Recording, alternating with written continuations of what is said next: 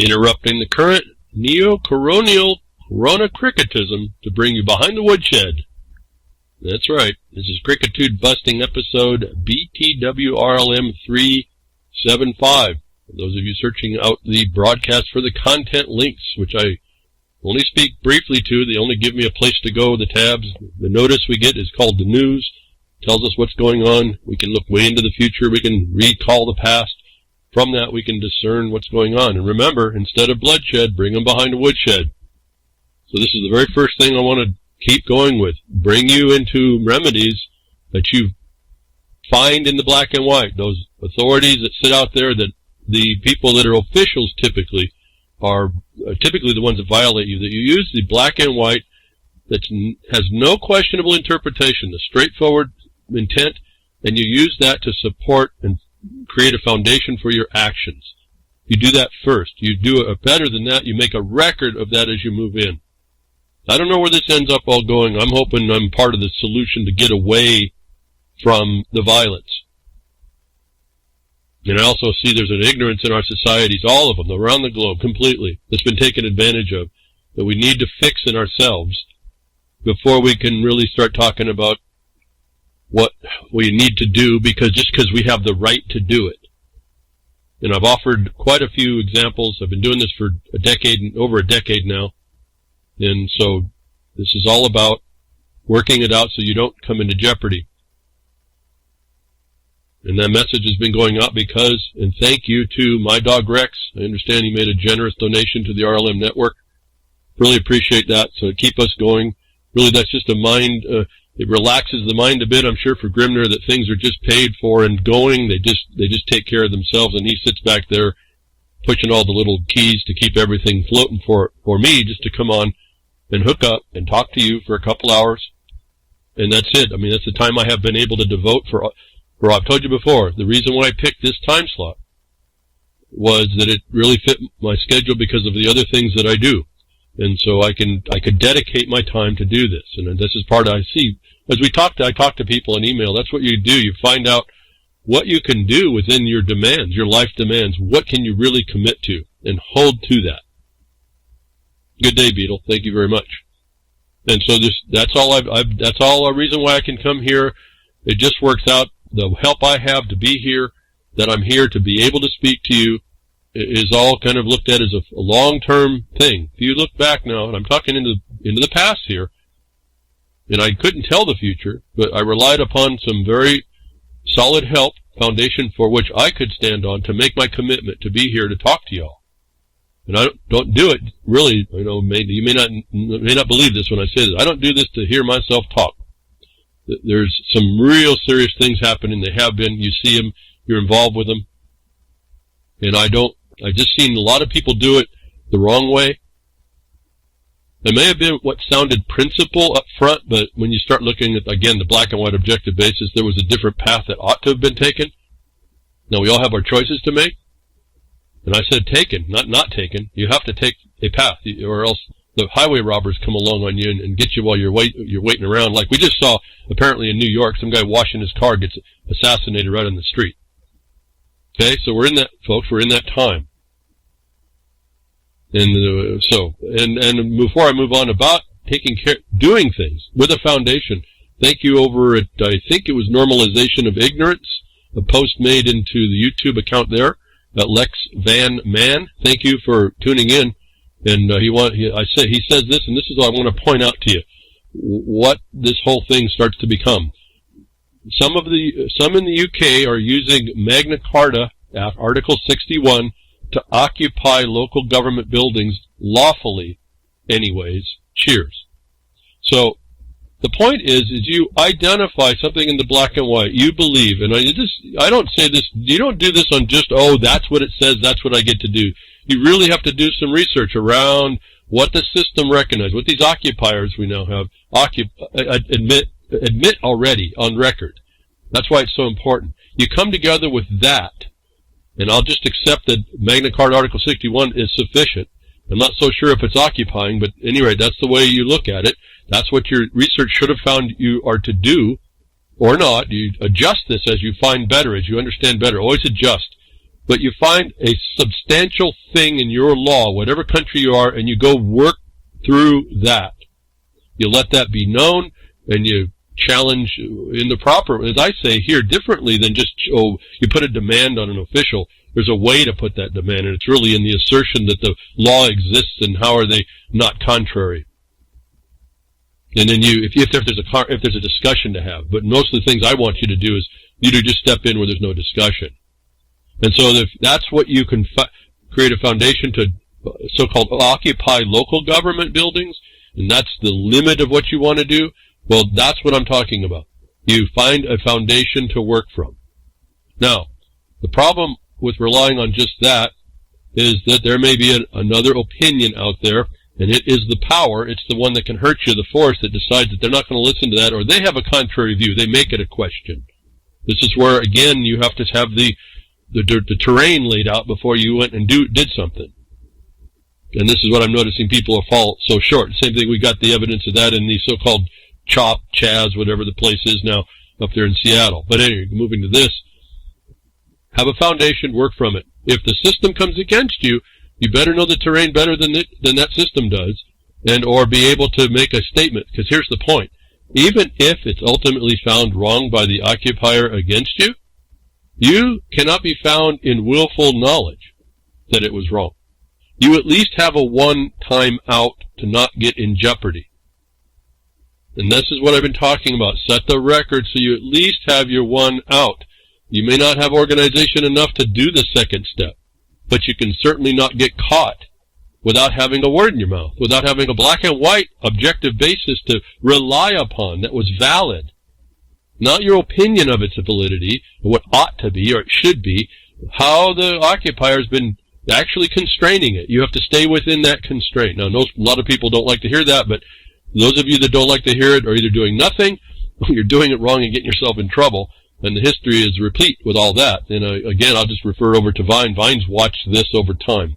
He's watched how many people have not listened quite right.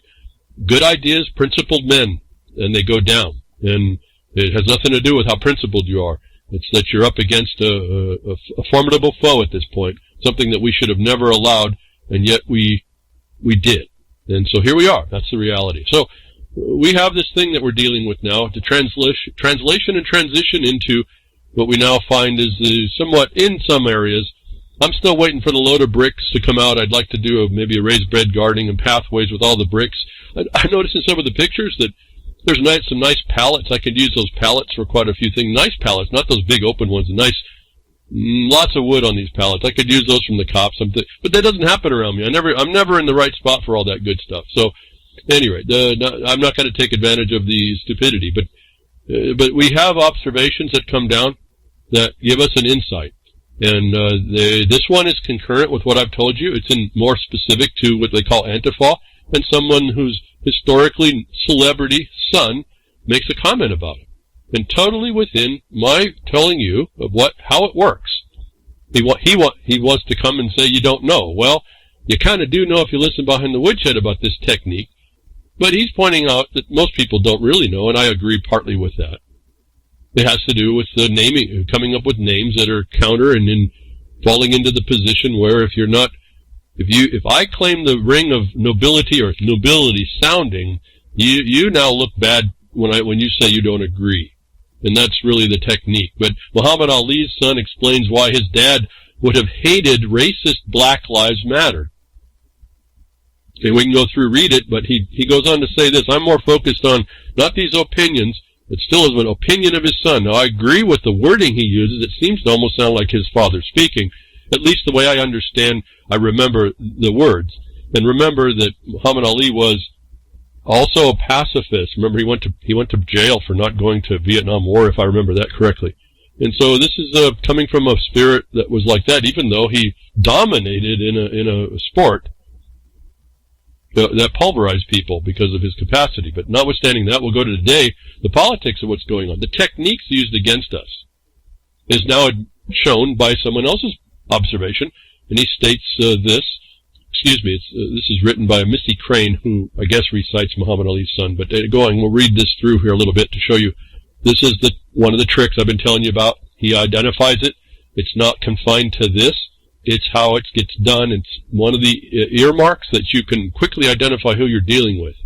And then, as I told you, there's a methodology of analysis that you go through to get to the core of where they're at to be able to learn to subvert it.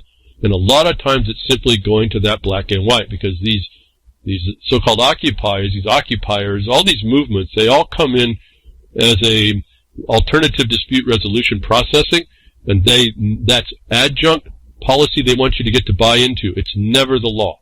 And so it's really, I figured this out a long time ago, it's really easy to defeat, and it isn't a battle.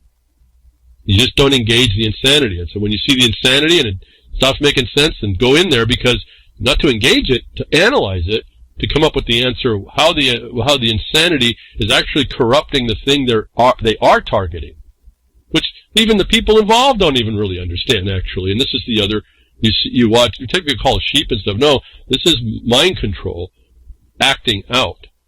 And it shows that you're immature as a people. And when you don't respond, it's an immaturity as well. So just because you watch Antifa acting out, you think you're not part of that acting out. No, because there's another attack that you're acting out in silence. The silence is your silence in any way observed in the occupier is a consent. And it can even happen when you talk, but talking correctly. What I'm trying to caution people against, make sure you know the terrain and you're talking to it. And you don't have to talk a lot to it. You just have to talk specific. And, okay, I won't go off. There's so many examples. But Muhammad Ali's son explains why his dad would have hated the racist Black Lives Matter. Well, this is not even hard to figure out. I'm not going to get into too much analysis, because it's an operation. It's an op. It's a psyop. It's a mission of destruction. Of course, this is not going to be what it is. So that part's not even hard. But he lets us into a little bit of a clue of the trick. And we'll read on here now. There is a little marketing trick. If you don't think everything's economic and promotion, marketing trick that the left does that some people still haven't caught on to. They name their most radical and divisive movements the names that make them sound reasonable and heroic. Okay, that's that warm and fuzzy, correct? So this is right up front. He's telling you something you can see for yourself. If you haven't noticed, this is what they do. This is what all this method does. It doesn't matter how outwardly riotous they are. They're doing it, and it's already done and settled. And I say, watch out. Inside your government, it's already established this very same thing. It's how I was able to identify and then us focus on the battlefield and the battle at hand relative to our 2013 lawsuit. That's how I'm able to identify leverage funding schemes. And now they're moving that into even a different complication. You can just watch the amoeba moving through, the parasitic amoeba, the creature that's out there eating away at your way of life. But anyway, so they make the warm and fuzzy, these heroic sounding things. They find the words that actually tug at your heartstrings, if you will, and why not engage? And then they say Antifa stands for anti-fascist. How can you not support a group that literally is called anti-fascists? If you don't support them, you must support fascism. In reality, Antifa is a vicious, hateful, violent group of commie anarchists who hate everything America stands for. They're right. They're not fascists. They're communists. Now, a lot of people will say, hear the anarchists screaming and yelling on all this, and I don't get into the names. I don't get into the ists or the isms. That's for a whole bunch of other people to do if they want to waste their time. I went through and I showed you technically the way there's again, the multiple definitions. There's very few words with only one definition is what they've got us. They got us by the throat by this. So you can go ahead and argue till you're blue in the face, or blue line in the face, or pink in the face, or rainbow in the face. It doesn't matter that they're using this condition in order to keep you captured into the problem. Where I read and I told you technically the way the political anarchy is defined is communism. And so those of you that are anarchists of the new definition will not agree with that. You will just completely shut down and have an argument with me. I could care less about it all. The point is, it doesn't matter what you tie into. If you're not responding to the actual enemy destroying your lives, it doesn't matter what you call anything. It really doesn't. Your life is going to be run down. At some point, they finally get at you and to you.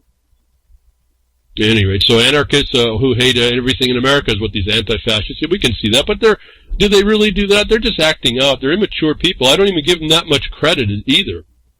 They're dangerous. They'll hurt you. It's like some teenage boy decides he's got it right. How many times we hear about anymore that the teenage boys kill their family? Yeah, they're dangerous. They're big and they're dangerous because they have no sense in them. And anyway, so how do you get? So he goes on reading here. How do you get most of your news? By completing a poll you receive in the email that you agreed to privacy, but it allows the media. You respond to these polls, and it allows the media and the Dems to provide the cover for them. Well, they're anti-fascist. They're fighting racism. Don't you hate racism?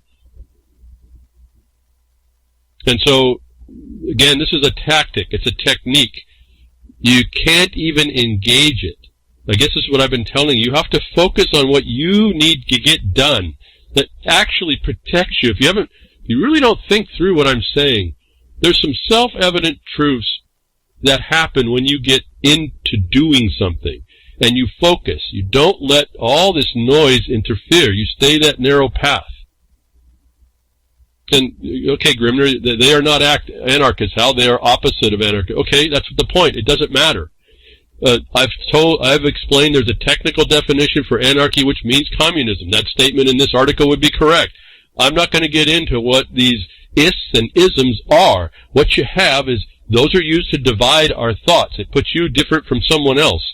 What you have is an invasion going on that's secret to you and or invisible, the effects of which are what you're seeing in the news to also respond to keep you divided. My view is you see that as evidence of the invasion. It's when your bomb goes off, you see bright light and stuff and dirt and smoke. Okay, who dropped the bomb? Who set the bomb? This is the stuff you start having to. That was just evidence to know. Okay, somebody did something. Who was it? Who's the criminal?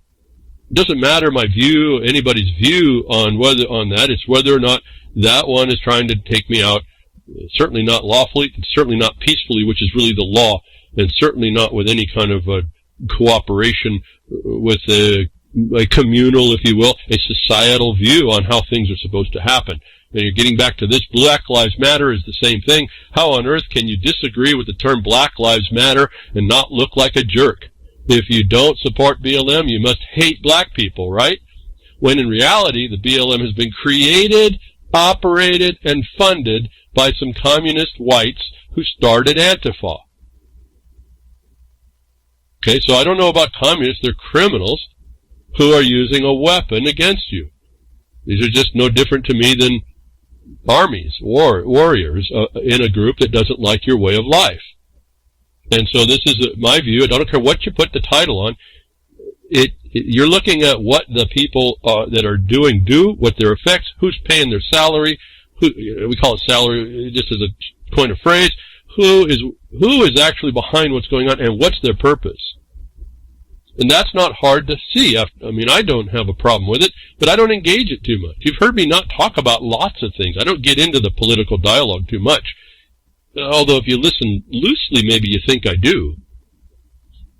I'm looking at ways to see what the effect of what's going on and then tracking that back with a view, a belief, a conviction that this country's been under attack for a very, very long time by multiple actors. And we have a big work ahead of us, and we can't be getting into any divisive words, titles, or anything. In fact, I tell you, get into language, because that separates you out, as I've told you before, over and over. Maybe people they really don't listen to what I'm saying about how powerful it is as being a miner, a mineral estate grantee, finding the federal agencies and the state agencies attacking us. No one up until the time I started looking at it, understood what was going on. And when I looked at the problem and found out, as I've told you before many, many times, anything you have, even your statuses that's mischaracterized, is another one of these, put a name on it.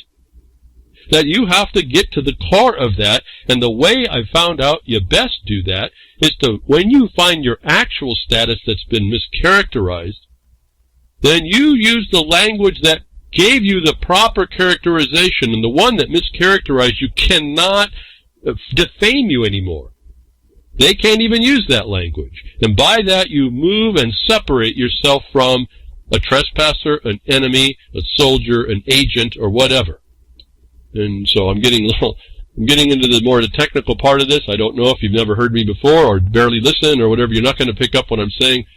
My mind just starts to scream at me a little bit. I get too technical because I haven't seen the reflection of all the stuff I've said already in people really in any numbers but doing the things that appears that need to be done in the face of the failure of every bit of what has been done. But this gentleman, the son, in fact, I disregard his name. I didn't mean to insult him. I don't know. It's someone talking about Muhammad Ali's son, and so I apologize for not having the name. It's not in the article yet. Again, I'm not looking at. This is just an evidence of how they're doing it to you, and this is not the only thing. Anyway, going on here, the groups are named in order to box critics into a corner. And so I've explained about this condition where you don't engage them, and then they can't box you. Even box, hey, that's a pun, I guess, with Muhammad Ali here. Box you in the corner, rope-a-dope. You don't even get involved. You don't even get in the arena. You go, as I was cautioning, and we'll get to the quick story here about maybe correcting. You don't just jump into an area to think, oh, America's great, we got freedoms, and we're going to go protect. We're going to kick out those people that stop the United States from supposedly being a free United States zone, and you're going to go as some group and gang to go throw them out and make America great again. That's not how it works. It's not going to work. It sounds cool, sounds macho, like I said last week, but it's not really where we need to go first. It's not how we address what we're watching, because it's all, like he says again here, thankfully many people are seeing past this little marketing trick. It's all a promotion. You don't engage the promotion. It's vapor. Don't engage it. And you're just swinging at the breeze as well. So he acknowledges here that we're seeing it. My problem with it, you may be seeing it, you're not responding to it. And the things you think are responses aren't proper, and I think I have, again, looking through and qualifying what I'm telling you, when I say I think, I'm actually convicted in the process that I've found that I have not heard anybody overturn or find fault with yet, and partly because no one engages it, but that what I'm suggesting answers to the problems much more efficiently and much more efficaciously than, well, doing nothing or doing it wrong or thinking wrong or thinking that what you did was better than because of what you thought ought to be. This is not working that directly either. Going on the story, I think I've chopped this up way too much, but anyway, that's exactly what Muhammad Ali's son is saying. This author now says he doesn't like BLM. He thinks it's a racist and hateful group, and he says his father would have felt the same exact way. My point about this is not going into the conjecture what his father would think. I would agree in generalities. His son has an insight. He also has probably a sense because he lived with him for a while, certainly would know. But that's not what I'm here to tell you about engaging Muhammad Ali, his son, or what Muhammad Ali actually says, more than identifying the trick, the setup for the takedown.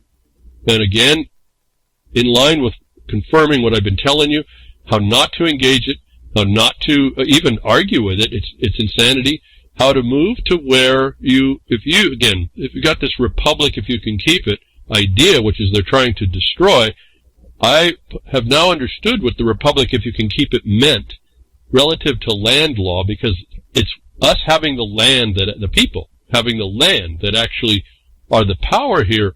Most of you don't recognize that, and you won't go maybe run down, because I haven't had anybody respond to me. When you find the statutes that say a judge cannot engage a lawsuit relative to a patent that you have a land, the patent is your evidence to the land you have, there's your sovereignty. Within the four corners of your document, relative to what you have been granted, that's forbidden to any government agent to interfere with. There's your sovereignty. And from that is your pertinent rights, as I've been talking. And so if you don't lay it down exactly where you are and then look from that the obligations of government because of that sovereignty that's in there, and I don't mean you're a sovereign, stop all the sovereign citizens and you're a sovereign like a king. We're talking relative to a piece of land and the jurisdiction and authority relative to a government to intrude, to identify how you're essentially within the four corners of that document, within the grant to the land, you're a sovereign to the extent that, as we see in the mining law, exclusive possession, enjoyment. Okay, so that means against the whole world, including the governments. Now, it's not a wanton disregard of other people or things, and that's where the little bit of the inroads would be. But if you know if you're staying within the guidelines and the four corners of the grants or the patent, which is evidence, it's the evidence of the fulfillment of a grant. You understand these hierarchies and use that language. There's no one that can come against you without being, especially in official capacity, a felon, multiple felons. So I don't know why this is really so hard to understand. You do have to lock down what you got, how you got it, and the parameters of it. That has to be done. You have to educate yourself to your own possession. When you don't, then you start going off willy-nilly. When you find out that there's no one involved with your possession private to you, all this becomes an intrusion, and the failure to protect you against it becomes a breach, a dereliction of duty. Your words start to change completely in how you address this. The foundation you create is completely different. And I'll tell you, there's just not even the attorneys are trained in this. And if you want to find out what attorneys are trained on, go to their continuing education sections in the internet and or their websites or their bar associations. This is how I figured out that so-called mining lawyers, mining attorneys for mining law didn't know what they were talking about. Their continuing learning education was strictly limited to administrative procedures.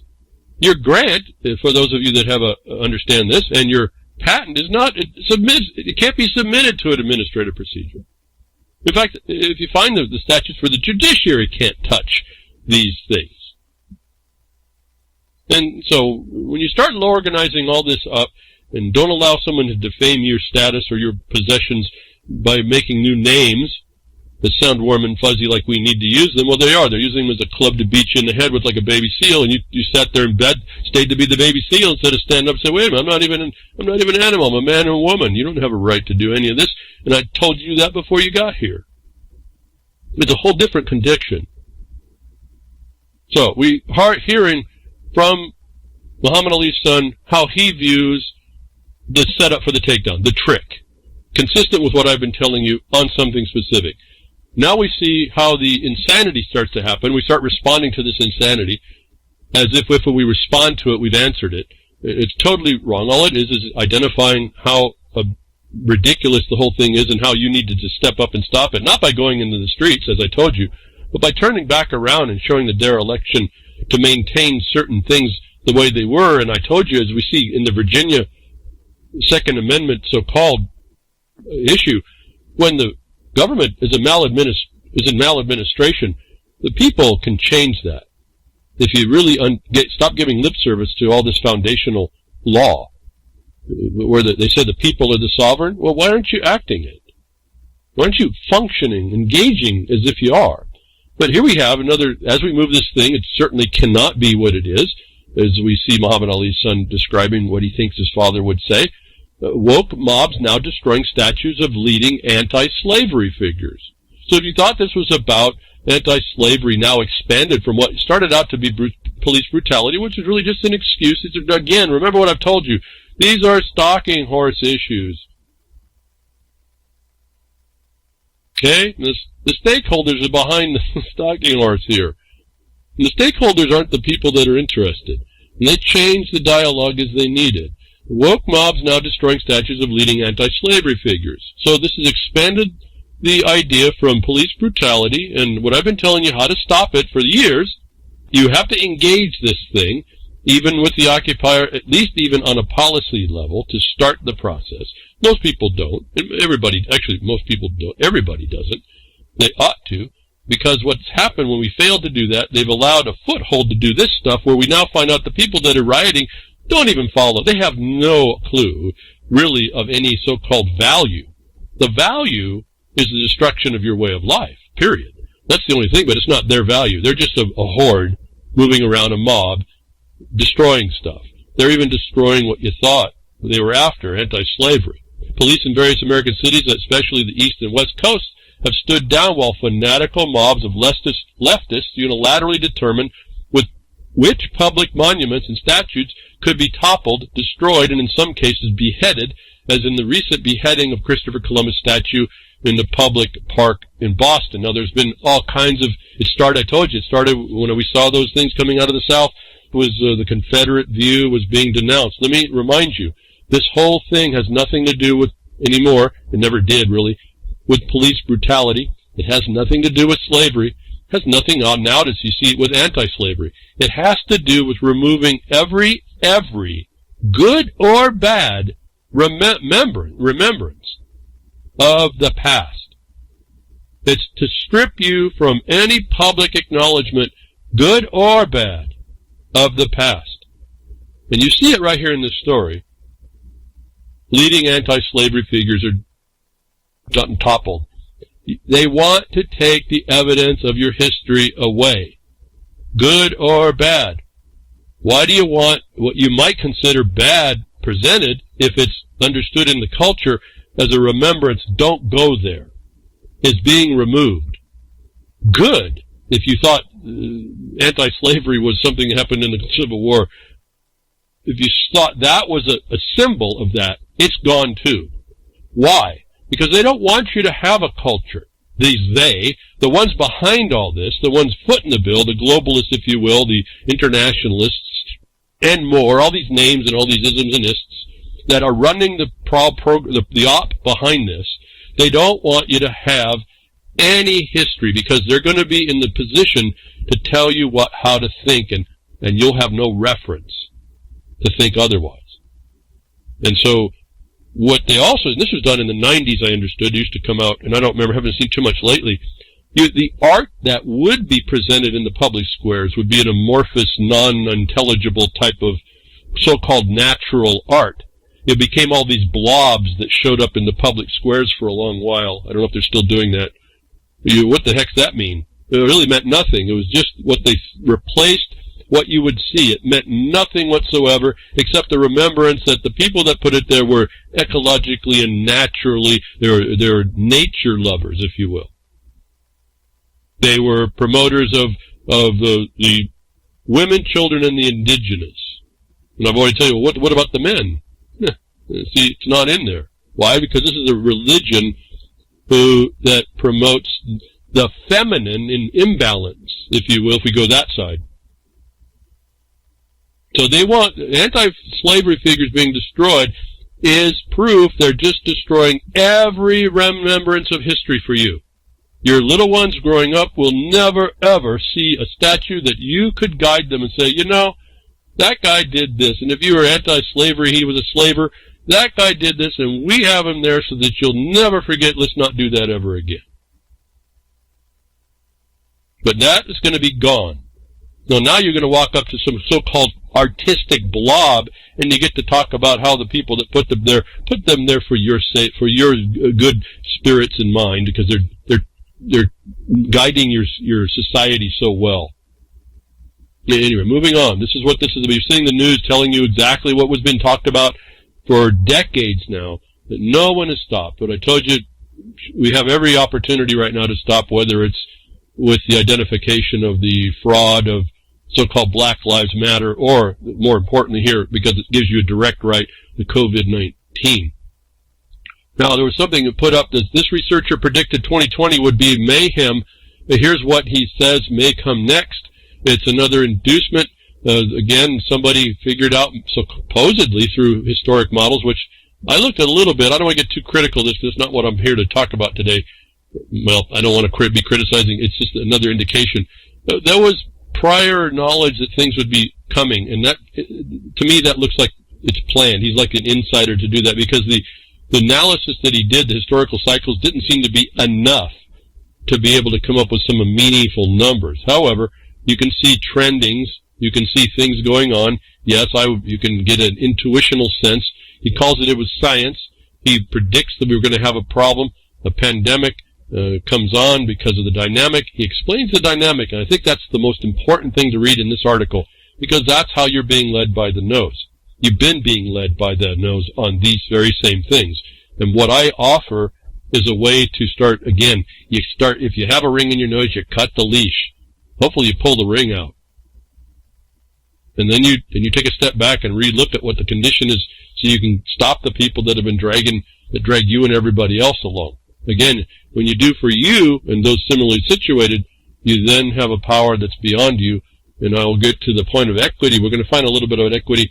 You find out it's really not in the determination of the law, the black and white necessarily, but when you bring a right that's not a question, like I told you, that when you find a judge that cannot find against your evidence at all, like in a patent, they can't rule against you as long as you're within. All they look at is whether or not your claim is within the four corners of your right, if you will, the authority that you're choosing to bring. So we can see people can look forward, and this Peter Turchin dude, he figures out that would be widespread civil unrest, and now he's feeling, pretty horrified about what he came on to for 2020 when he predicted it. But at any rate, it's, again, you can look into the future. There's no excuse. There's been numerous ways to look at this. I don't put too much stock into some of these things because he's also not an oracle, which he tries to deny by saying science. Remember, scientism has driven us here as well. All this so-called science is what got us here, and what they do is statistics instead of facts, because it's really risk management instead of hazard mitigation. It's risk management, not hazard mitigation. It's trying to find ways to keep everything from happening wrong before it happens instead of understanding how to fight the fire when you got the fire. So here's, as we go on, things continue to make more sense, more nonsense, and and why you just out it for that, and why you wouldn't want to engage it. Raz Simone hands out firearms in CHAZ, C-H-A-Z. That was that Capitol Hill autonomous zone that was supposed to be all the Antifa. We're going to make it's a USA free zone. Now they're handing out guns. It's the same people that would deny you a gun. Okay, it makes no sense, right? Immediately they find out that they're going to hand out guns. Well, is it that they are doing that themselves, or is this, as it's asked on Crypticon.com, is this a COINTEL program top to bottom? Well, whether you call it COINTEL or not, I'm saying yes, it's a plan, and they're executing it. You can get involved with all the isms and the ists and all the stupidity and the insanity and how they move the goalposts around, or you can go get out of the game, get out of the field, get out of the stadium, and start dealing with it as a property owner that has no rights whatsoever, and that there were some people that were there that were supposed to be in a Republican-formed government situated to not be derelict, and as you find them derelict, you start exercising the rights of the posterity in order to remove and replace what slowly incremented itself in to destroy your way of life. So, COINTEL program, to me, that's just like an ISM or an IST. It doesn't matter. It's what's going on. Are you going to stop it? First of all, they're handing out firearms. This is the same group of people. All the people that support this then don't agree that the guns are bad. Whoever, the Democrat, whoever you, liberals, whatever, progressives, it doesn't matter. As soon as they needed to go to guns, they went there. Because that's not an issue. See, it's just a stalking horse, the gun issue. Your response to that is how you engage it, you're going to lose. You engage what they're after to stop how they're going to take it out because there's no right to do so, or it's crime to do so. You're going to start getting a little bit more traction on the ground. And I'm going to now address something I talked about last week under a story that said the bikers for Trump were going to go and invade with the truckers and everybody else, and the biker gangs going in. They were going to go in and kick out those people in Seattle. Now Bikers for Trump says they are not going to Seattle in CHAZ. Now that I see that, I'm going to correct my record as to the intent. I don't know if that's a smoke screen either, but that's right. Don't go in and engage it. Again, Bikers for Trump, that's a problem for me. You can't support either party or anyone in the office that's allowing this destruction to happen. And how do I say allowing? Because I've told you for years how it should stop and how the people in seats of decision have the power to stop it. So the Bikers for Trump going into Seattle sounds like it was a promotion of the liberals, if you will, to incite a condition which probably gave them the so-called excuse, the plausible deniable excuse that they needed to protect themselves in the handing out of guns, the very thing that they would tell you you can't have.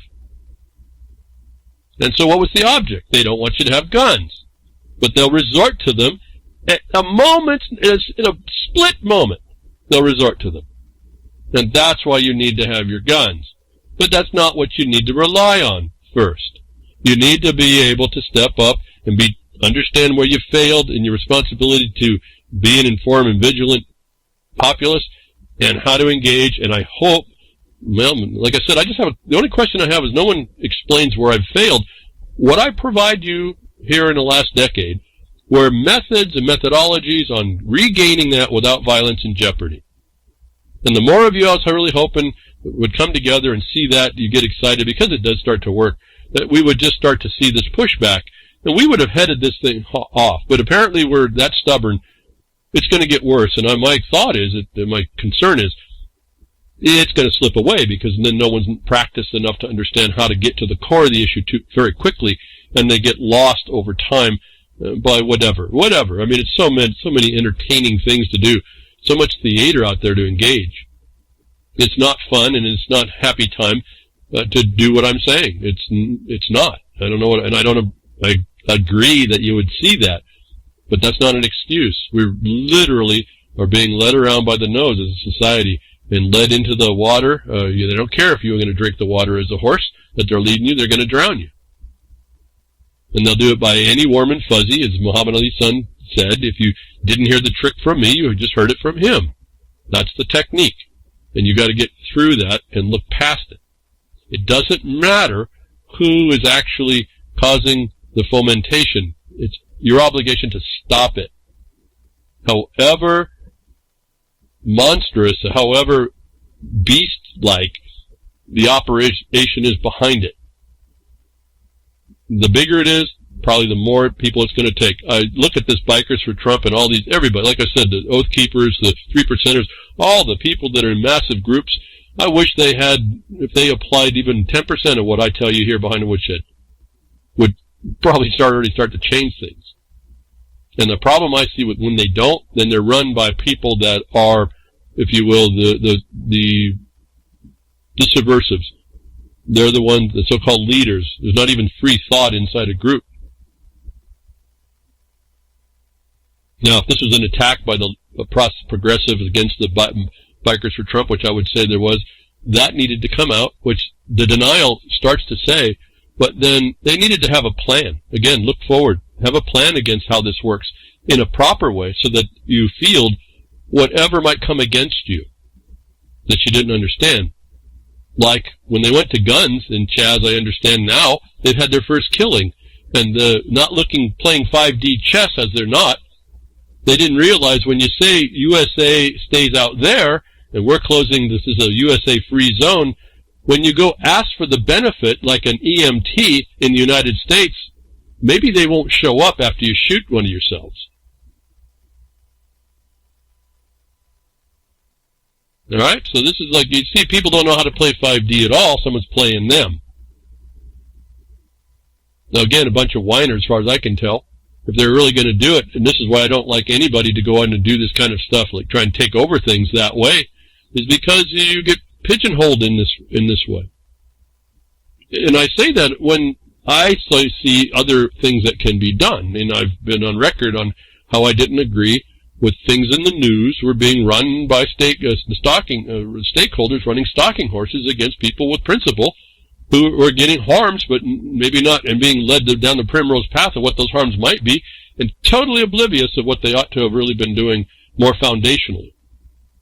Like I said, you people in the UK, on the Magna Carta, if that's good enough to give you a plausible reliance on the law, perfect. That's what you start with. But I wouldn't leave it there. I'd be going on, looking on and on. Like I tell you, you can go, when you find the government gone bad, it's almost endless to find how they're bad.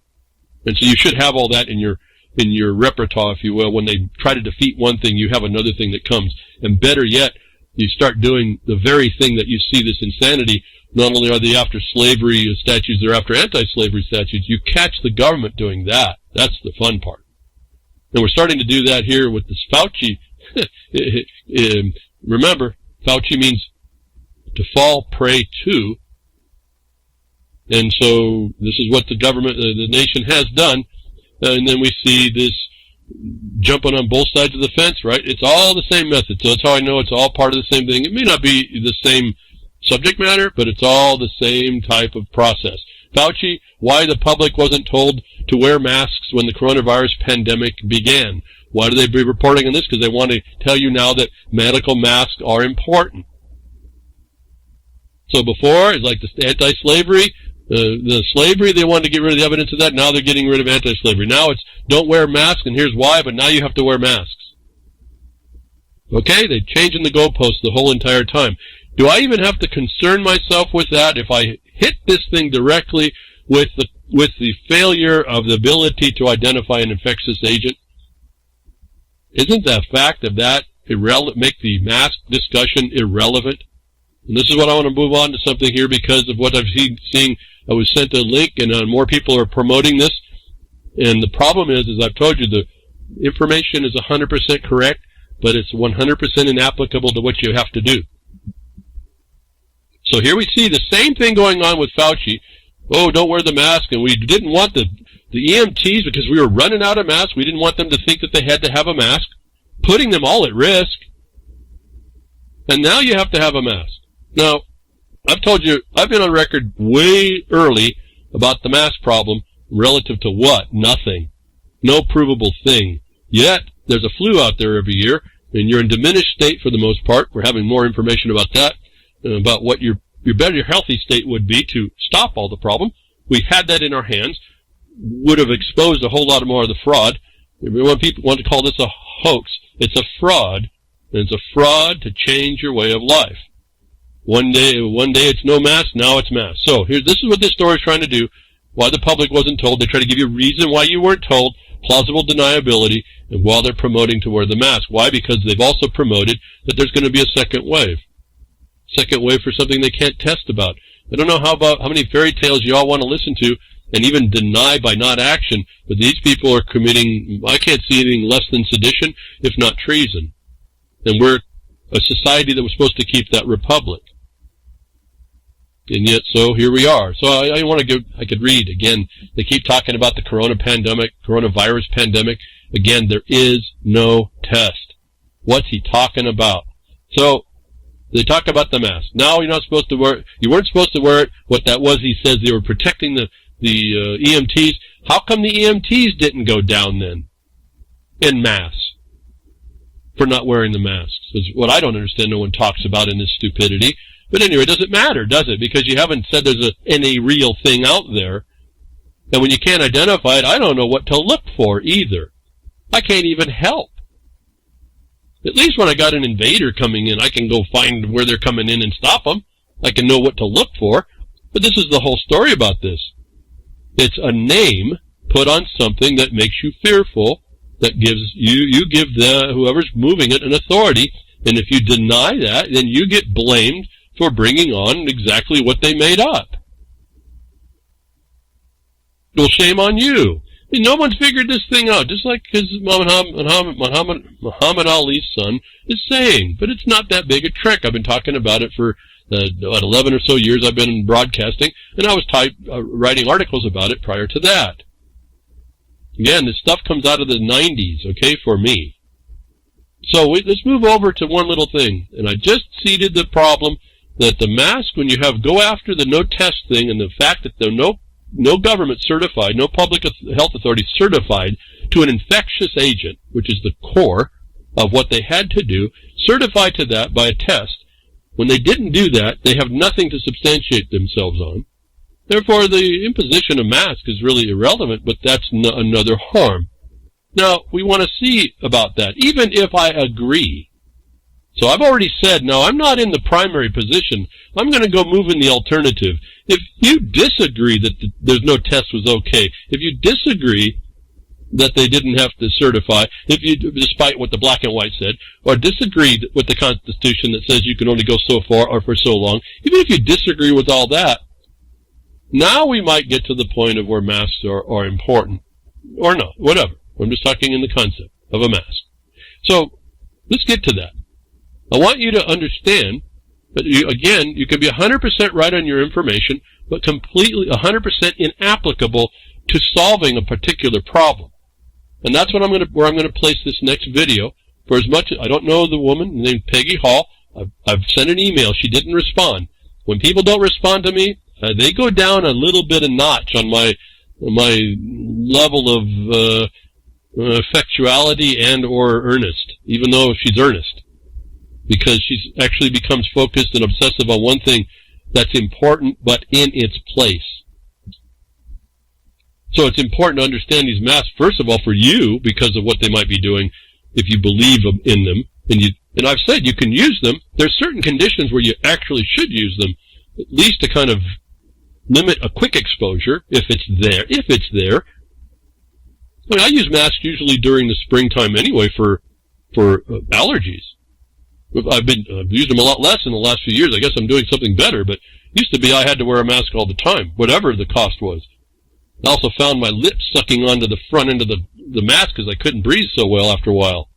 Well, this is an indication about why.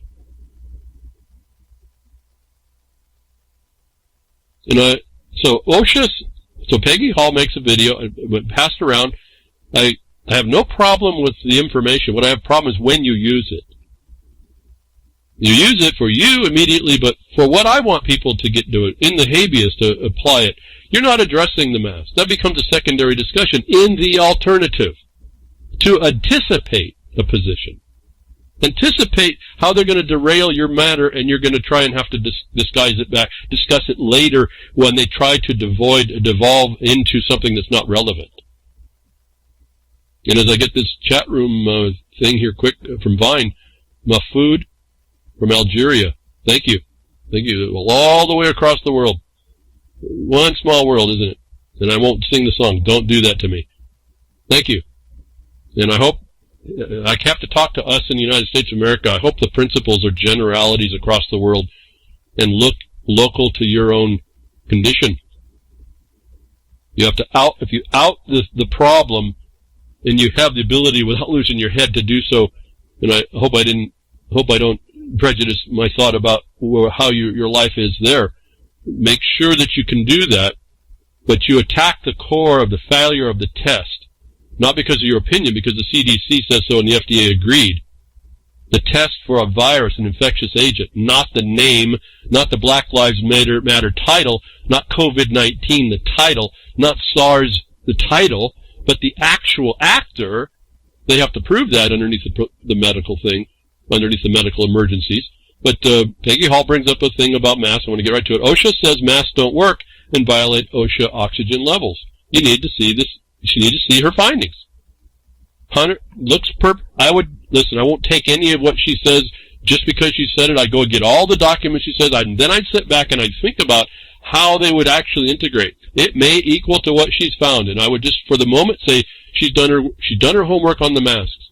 She actually has a video. Someone has a oxygen meter, if I get this right, but my memory, this is almost the beginning of last week, that shows when you put the mask on, within seconds, the oxygen in the mask area depletes very quickly. Down below what the EPA, I think it was, or OSHA says, is healthy. So you have a volume of air that's below what it's supposed to be. I equated that to, you don't want to, and they tell you in airplanes don't fly over 12,500 feet because the oxygen level is reduced to the point it starts to affect you, your capacity, your brain. And so this is essentially what I thought was a similar thing. She points out, OSHA says the masks don't work. She points out all these neat things. I want to put this in context. If she's 100%, I would say, given that she's 100% correct here, it's still not the argument you want to lead with or you want to argue with first. This point comes in the alternative. When, where, and when you have been beat down and back, you now have a back position because the authority you're looking at is just a criminal. They're not recognizing any of their elections of duty. You've got another cause now, and the evidence on record, which is the important thing. Now you get back to what I've told you all the attorneys and all the court cases do. They argue they do not argue that the orders are lawful. They just accept them. And then they bring themselves into compliance with those laws, is this argument. If you say you agree, you have to agree here that those orders are lawful. You've already lost your game, essentially, is what I can tell, because now you've brought it into the discussion and the power of the agency to decide. Now you've got to do the administrative side thing, where you argue that the order to do certain things actually violates the law.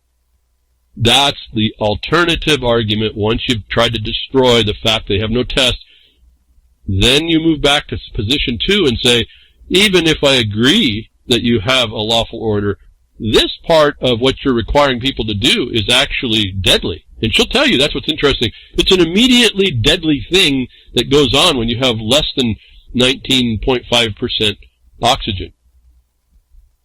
I found that 19.5 pretty interesting because there's a geometric division on the Earth at 19.5 latitudes that is kind of cool. But anyway, don't get too lost. Here is a proof in the alternative. So those of you that have been looking at this, and if you're in that close to do this, you bring this in the alternative. Even if I agreed that your order was lawful, what you're asking of me to do is either not support it, or in this case, it's actually potentially deadly. And she lays it out for you. So I'm not dismissing Peggy Hall's contribution. I'm saying, I hope and I wish she would step up to bring up the idea, champion the fact that there's no test, there's no way to have certified in the states. Some of you are doing that research and finding that out and confirming what I've told you months and months ago. And then you say in the alternative, even if I agreed, what you're offering to do is kill people, me particularly, and those similarly situated. So I think enough there. I want to give you that link so you can read what she says. I appreciate her energy. I appreciate her findings. She's one of those ladies you want on your side. What I want you to understand is, again, it's the idea. This took a long time for me to figure out.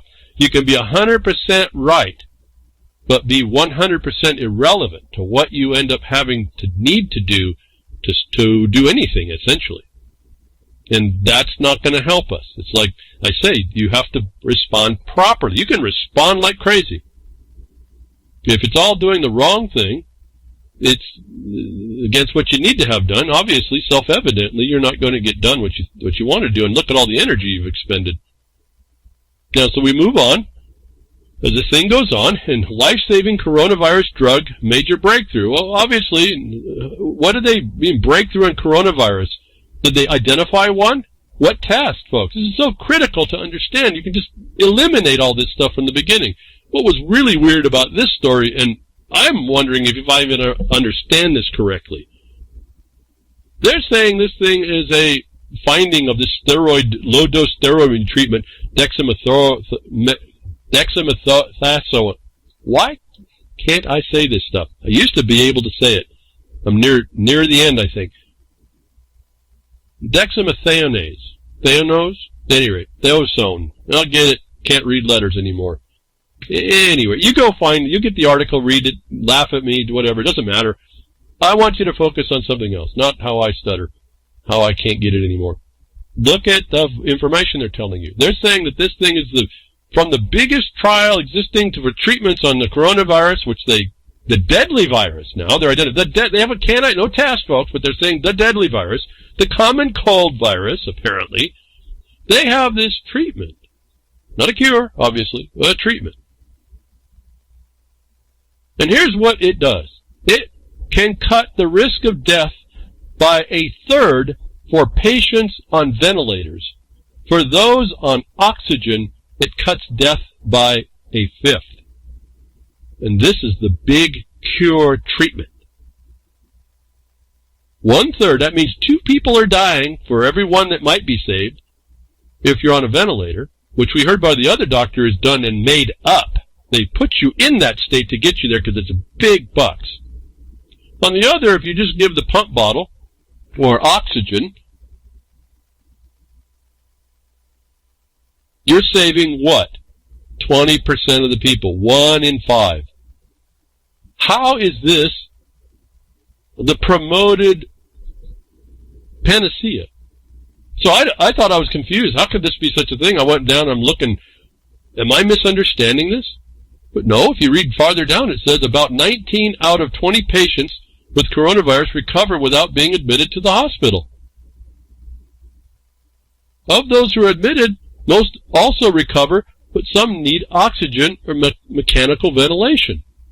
Wow, it doesn't sound like much of a problem here.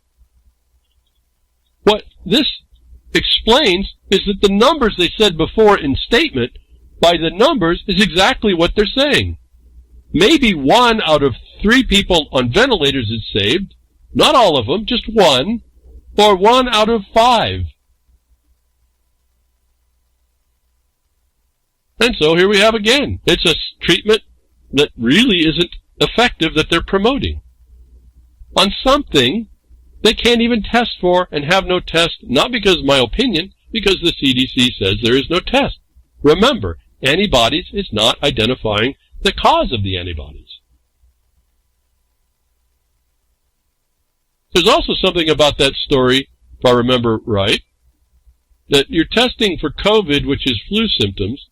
This thing responds to that, and so what are they actually doing? They're not testing, they're not solving the problem. They just have something that some people respond to. In fact, they're not looking, there's a pharmaceutical, pharma-harma answer instead of what you ought to have been doing, which also is coming out. And this came out this morning, and so Sound Minds, if you're running this live, you don't have this link. Don't go looking for it. Well, you could go look for it, but a death from COVID-19 strongly associated with low vitamin D.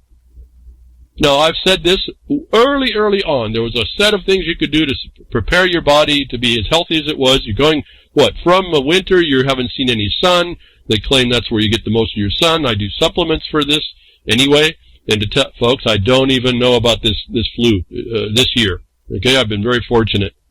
I mean, really, for most everything. Don't know really what the answer is. It's just a regime I put up and to do, and I do it. You know, go into sunshine time, you better start supplementing. You need quite a bit more, a whole lot more than the government says. And this story says it's not really, well, this doctor says it's a big deal when you get to read it, listen to the video. But it's 1 in 5. That's a big deal. I don't get it. But they find out that the low vitamin D is associated with the deaths. And so it's, again, this is where we got to what the hydrochloroquine with vitamin D or zinc together was being helpful, probably because of the vitamin D, what it does in the body. And a lot more than what the government's telling you. And so here we have, if you, again, get your nutrition up, get a complement supporting the vitamin D. It's not just vitamin D. You really have to look into this on how this all works together. You'll also increase your zinc. Anyway, it looks like not this new wonder drug that only saves 1 in 5 or 1 in 3 from imposed death. It seems like vitamin D raising your levels. And they do this study came out of Indonesia, where they don't have the problem of the cooked books that shows essentially when your body is healthy, it can fight this stuff off. It's made to. What's interesting, listen carefully what vitamin D does. It actually tones down your body's response to an invader. So your body actually works opposite than what I think a lot of people conceive what happens when the body attacks or something. The reason why we have the problem with this, so whatever's causing this respiratory problem, is because your body overreacts. Now, I don't know how this so-called evolution worked to do that to you, but having proper nutrition modulates that response. And so that's how this is all working. If you think a little different, you'll be able to look in the world for what you need. So for me, I didn't understand how this wonder drug, this wonder treatment was anything relative to what I've already told you. Why don't you just get your nutrition up, make sure it's up, learn how to do that, and focus on all that. And that way for you, it doesn't really matter, does it, about the mask? So we got another step back away from any mask or anything. Again, doesn't mean you can't go out and get some pathogen infectious agent. But apparently, vitamin D killed all antibody reactions, if you will. Stop them. Okay? So it's keeping you from responding in such a way that you trigger that, whatever the point is of invasion. And this is the other point. The study doesn't say, again, if there's no test, they don't know what that vitamin D was stopping. Just that there's a correlation between low D and the deaths of people that were deemed to have COVID or antibody responses. Okay, so this vitamin D thing, it's not, again, go read how you build a complete nutritional base for the vitamin D. It's a couple of more things. Again, it's a balanced approach. It's not just this pop and pills thing. It really looks different when you look at nature, not this one vial of thing that only does 1 out of 5. I don't want to be in that group. Stay away from that group. You don't have to worry about that wonder harm. And now we can go on with life. So, COVID-19, the common cold, flu-like symptoms, was associated with a low vitamin D. Pretty simple. The flu symptoms can come by many different infectious invasions or insults to your body. Then we get the truth, as I've been telling you, about what's going on, and I keep thinking back, I've been really on target this entire, now 6 months. Coming into the end of December, into the first of the year, Operation Hindsight 2020, I've been really on the point of it. And I guess that's what drives some of my frustration to not see people responding, maybe up until now, and even so, not very many. But we get in the notice, the more of the outward effects of what the truth is. They're not after what they tell you, they're after something else. And if you understand who these group of people are, you can be attacking what they're after really quickly, and you're not baffled by their brilliance. Whatever. COVID-19 is a fire drill for climate crisis, and BLM is inseparable from the struggle for sustainability, UN official claims. Well, whatever the claim, I believe that's in fact what we've been up against, and that's what I've been talking to you about.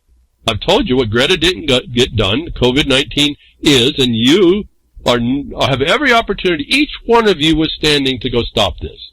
Not to agree that the orders of the governors, the dictator tyrants are over your lives, to say that they didn't have a right to even invoke the power and show how. Not because your opinion, because the government itself knows the fact. In fact, this wishy-washiness between masks shows you something as well, and I need to get to the court case here that came out relative to this to show you exactly what this whole condition can be pointed out to. The wishy-washiness, the ineffectiveness of this thing is a cause to stop it. And this is right back to the practical or practicability standard I've been telling you about on agency side for years and years and years. COVID is a fire drill for climate change. I said this is what it was. Why? Because this is the method of the people that have been oppressing you. One of the groups in the multiple layer of oppression upon you, one of the groups, the sustainability crowd, the green religious fervor and adherents that are bringing this upon you, what they didn't get done with Greta, they did with COVID, and you said nothing. And you have every power under COVID to do so. And until someone does it that way, I don't know what more to say. The clock is ticking.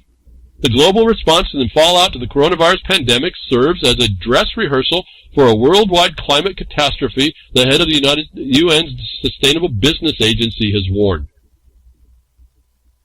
Sustainable business. That's austerity. That's sustainable debt to you all, as they declared in Agenda 2030. Still to come yet. If you haven't paid attention, it's still coming. They got it all set up on you now. But it's a dress rehearsal. For what? Another fraud. Climate change. Global warming. Anyway, I won't read any more. The information's here. Are you going to continue to sit and watch as this thing, the plan that they have put up against you, rolls out in their favor? Or are you going to finally engage? Even if you don't agree with me, are you going to engage? If you agree that there's a different way. Certainly it's self-evident non-engagement's not the answer.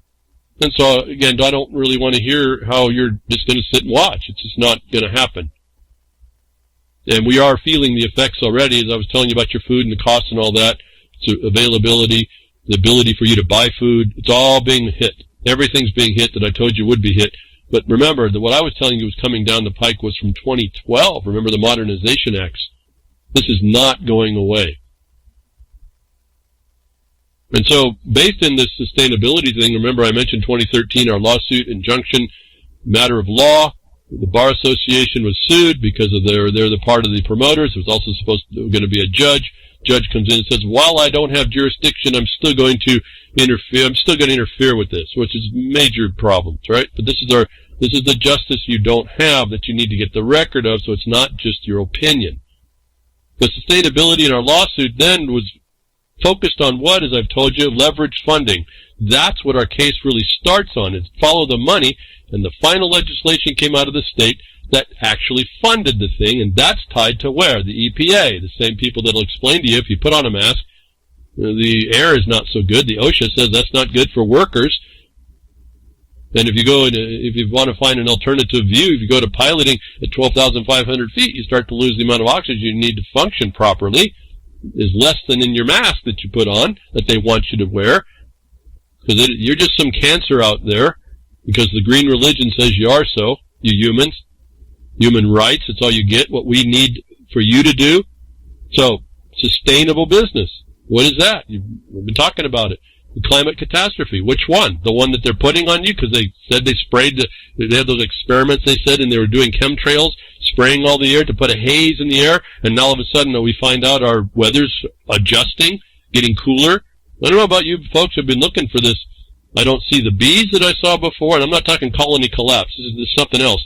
Why? Because it was tied to pollen loading that didn't happen, seeds that are not being produced this year all the way since March. They've got trees that are normally loaded with seed are not, barely ever. The trees that had seed on them that fell off didn't meet the standard because we have a different type of environment. And I'm watching across the world, we're all having the same new problems. So, it's not going any warmer. And I'm not going to even get into that. There's a dynamic, a natural dynamic. Remember, these people don't believe in the sun either. And they're going to get lost in all this. Sustainability, leverage funding. We went in through that. We enjoined it through the EPA to the federal government, which is the pillar of the sustainability crowd, the bar association of which, in their documents I've reported here years and years ago, promote this. The funds of which are put in through hidden ways that look normal, but they actually come eventually to go after your property taxes as well. And some of your times your income tax.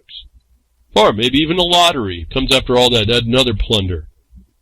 Here we have another, remember I told you that 2020 would be looking back and seeing the same thing going on, that it's unchecked. Now we see trillions of stimulus go unchecked with Watchdogs kept toothless. The United States has spent more than $3 trillion in dollars in economic rescue funds passed by Congress. I mentioned early on this was what this was all about. This was like a big money laundering scheme. Point is that this article is that there's money flying all over the place and there's no real oversight. And so this offers, again, where there's an incentive in dollars, so-called, whether they're being used, whether they're fiat or not, they're being used. They're being taken advantage of. When these governors said that they're the dictators of the state you live in and over your life and shove you in a hole, they get to declare where the money's going to go. And it's not really traceable, and the watchdogs are toothless, they say here. Well, that's not different than what reminded me, remember, and I'm using an article that says it was debunked, remember when Rumsfeld said that $2.3 trillion was missing from the Pentagon, when in fact it was not actually able to be tracked.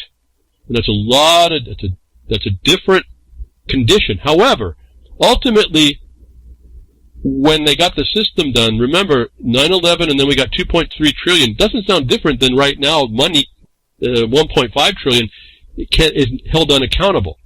In the Pentagon money, it apparently was about 900 billion that actually still is not accounted for. Now, if you're in a system where you know you won't have to account for the money, or you can make a big dust-up about where to account for it, and you know that, don't you think you can plan how to cook the books to use the money in places that you'll never really be able to have to bring it out?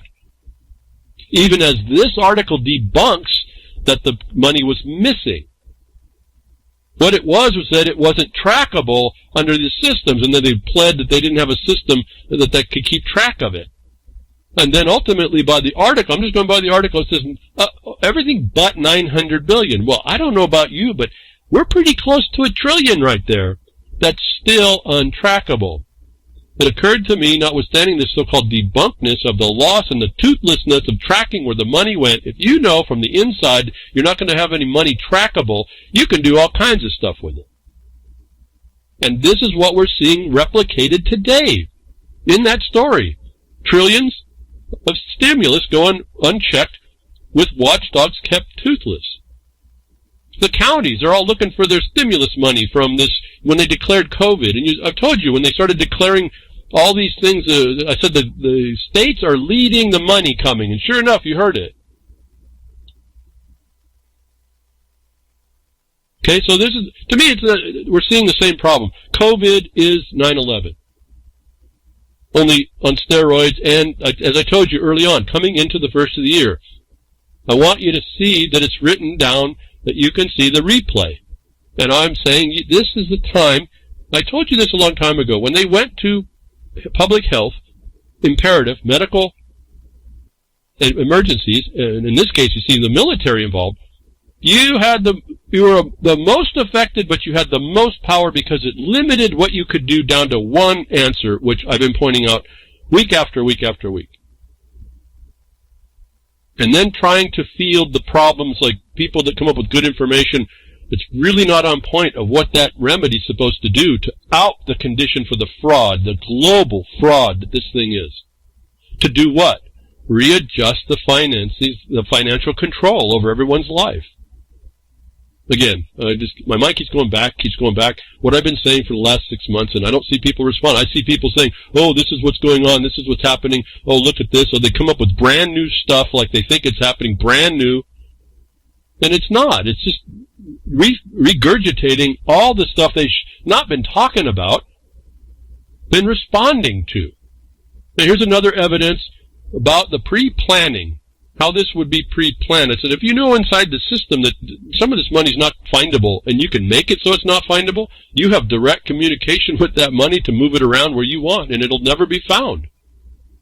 9/11-01 simulation of plane crashing into NRO buildings.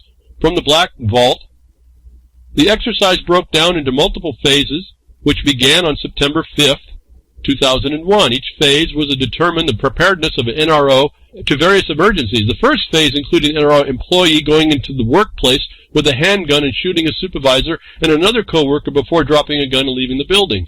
Simulation personnel along the local police officers overlooked how the NRO structure responded to the scenario. They looked for response times and security officers, how fast to cordon off an area could be established, and how they focused on the multiple other key details to help the NRO become a more secure workplace. Each step of the process was carefully timed out from the time the gunman shot his supervisor to the time he exited the building, but the next phase of the exercise, which spanned 9 days total, began on September 11, 2001, and it was nothing short of eerie. This phase of simulation, which began on the morning of September 11, 2001, simulated an aircraft plowing into two of their buildings at NRO headquarters. The simulation had the complete story of the pilots right down to drinking a, quote, free cup of coffee, close quote, before they boarded their flight. But as this hypothetical tale goes, their flights didn't end so well. Although it wasn't a story of terrorism, but rather bad luck, it invokes many questions as to why months earlier the NRO was beginning to plan a summary of a plane flying into their buildings to test their response. I'm going to end there. Very interesting. Listen to the detail of the plan. Do you think someone who would plan down to a free cup of coffee held by a pilot can also plan where the money's going to go when he knows the $900 billion is not ultimately trackable in a system? How about the trillions that have gone off into the states?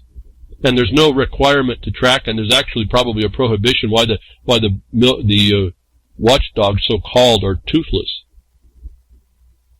Now, I'm just going to remind you a couple things. Where did the NRO headquarters get their idea to do this, the government headquarters, to do this? Well, remember, back in 1987, there was a court case that showed that those planes that were planned, the FBI had brought evidence that they knew that planes were going to be flown into the big buildings that they ultimately did run them into.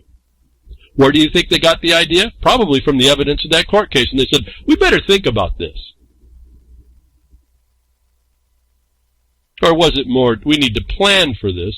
And this is the questions that come out. I don't necessarily agree with the questions that are most important on this article. The point is, I'm talking about people who understand the system very, very well that are in positions to plan, have the resources to plan, and if they can plan down to the cup of coffee, do you think they can plan down to the penny when it's about money? And where to use that money to do what? Whatever they can get away with doing with that kind of money. For your consideration. Then we hear these stories as we move in through my constant theme of military running the place, that the spaghetti western you think is a nice country. All the folks that supposedly took an oath, but they supposedly think that they have to be on the guard for the enemy in the gate, didn't realize they were taking the oath to the enemy in the gate. Again, I don't talk too much of my opinion in all this. I've talked about all of this. What I'm talking about now, interestingly, with anti-slavery, goes back to the other fraud about anti-slavery and Lincoln in the Civil War. Wow, that's a hindsight, isn't it? At any rate, Pentagon surplus handout stoke the militarization of the U.S. police. U.S. police, that's federal, folks, the U.S. police. There's no such thing as actually U.S. police. But see, this is the titles that we read. Okay, so Pentagon surplus handout stoked the militarization. Someone else sees it. It's not stoking the militarization. It's actually supporting the military. It just looks like a cop in the street. Police are not peace. When U.S. police flooded the streets around the country to confront protests, who are the U.S. police? So people see what they're talking about. They don't realize that they want to agree that it's actually been militarized and we're under one jurisdiction. And so people who took an oath to this don't realize that they've been in a subverted condition, and no one recognizes the warm and fuzzies that they throw around this condition to be able to realize they've been took. And so they don't respond. But it didn't say U.S. peace officers there either, does it?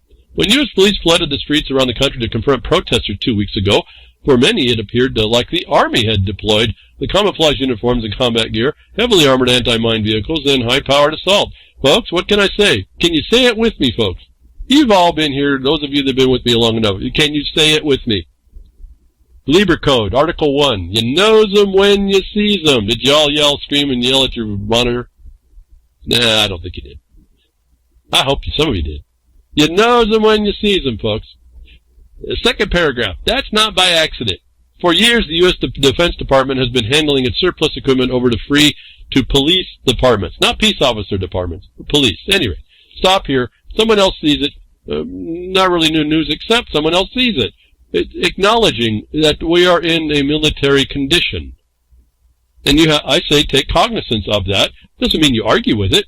You just realize what's at stake. And those of you that take an oath to uphold the Republic as you keep it from domestic and foreign enemies, you can't attack this one. So you better figure out how you're going to go after this enemy in the gates a different way. Until I get a different statement from anybody, I think I've been offering at least the starting point. How a bunch of you brilliant guys get together and gals get together and you're in energy like Peggy Hall pulling out all this background information in the alternative. You all get together doing that, and then I believe you guys know what you're doing. Guys and gals, I guess I should say. Guys can't be generic anymore. Police surplus handout stoked militarization of U.S. police, not peace officers in the state. Federalized military. Status and development of U.S. military biological projects from South Front. Very interesting. I'm bringing this up because of the global reach of the United States military under all kinds of covers that they want to do. The United States military and political leadership, MPL, has consistently declared the international forums the punctual implementation of the Convention of the Prohibition of the Development, Production, and Stockpiling of Bacteriological, Biological, and Toxic Weapons, and on their destruction, hereinafter Convention of the BTWC. The convention was approved by the UN General Assembly. The UN General Assembly in 1971, entered into force in 1975 as in open-ended.